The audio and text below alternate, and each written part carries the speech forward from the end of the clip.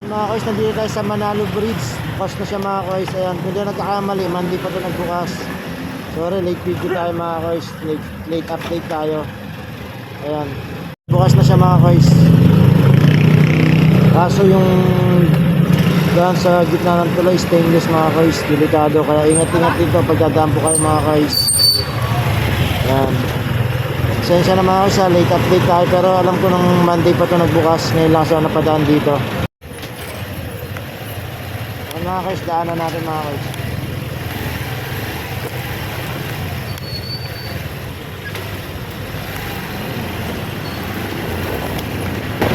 Mga guys, solid sa kaya rin dito mga guys. Pero so, nakailan mga guys. Matulog tayo dito pagkadaan.